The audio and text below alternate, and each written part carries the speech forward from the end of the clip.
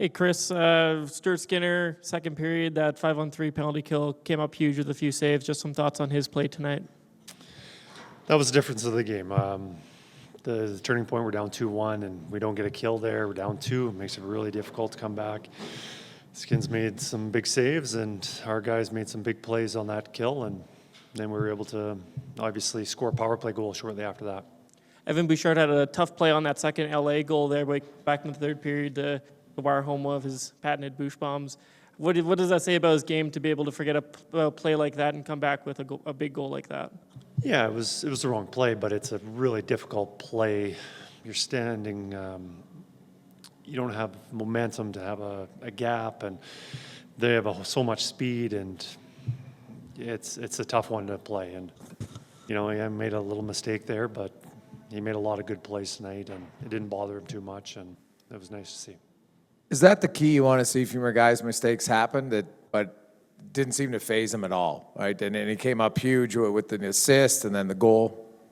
The game's about mistakes. There's mistakes all the time, and there's never one played a perfect game as good as somebody is. You could dissect it and say, oh, he should have been doing this or should have did that.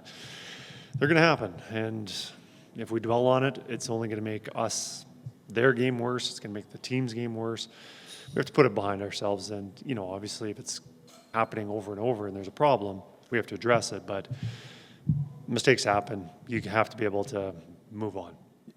You didn't give up a lot all game, Coach, but the game really changed on your penalty kill in the second period. The back-to-back kills, 24 seconds on the 5-on-3. And just after that, you really seemed to take over the game. Kind of a unique way to get the momentum on your side. Momentum changers. That was an opportunity for them to maybe put the game away or make it a little more difficult for us to come behind. And as for the bench, it just gives us a lot of energy. You've got guys making huge plays, Skins making big saves.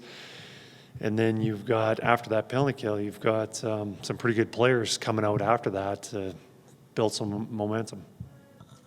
Just maybe a thought on the last minute and a half or so. You've got a lead, but you're trying to kill it off, and just your decisions with the forwards, who you wanted out there, kind of what the thought process was.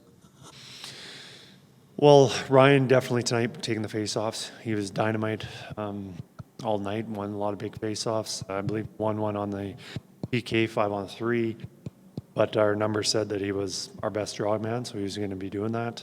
And 5-on-3, the biggest thing is getting pucks out. That's usually where the mistakes are happen. That's where it lead to goals again. So you want the guys who are good with the pucks, good on the walls, and then you also want defensively responsible guys. So there's a balance on, usually that's a role for your penalty killers, but it's also, you got to have some skill to get the pucks and make that next play. This question is from Cam Tate.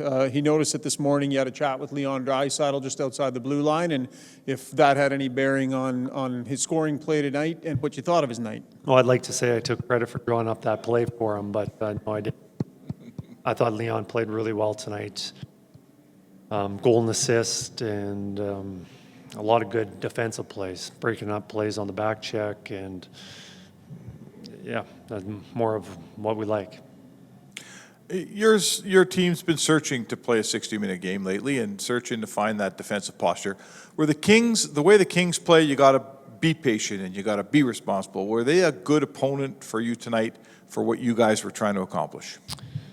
Good teams do that. They're able to play a good structured game, make it tough for you to score goals, never out of position too much.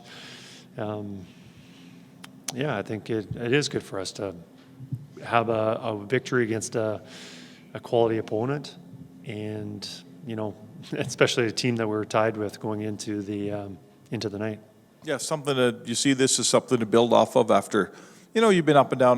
This is the best game you played in some time. Can you, whatever a coach does to make this last, figure out what to do? Well, we want to have build some momentum. I think one of the things we talked about before the game was, we're trying to find, we're mixing up the lines quite a bit. And I think that takes away a lot of the players' identities, where they are in the lineup. Are they playing in top six? Are they bottom six? And ultimately, we got guys trying out for a position higher and auditioning for that, to say. And, I think it takes away the guys building something together, some chemistry. And we wanted to go into the game, not change things if we didn't have to. And, fortunately, I thought all 4 lines played really good, really solid. So it was never even crossed my mind to switch up anything.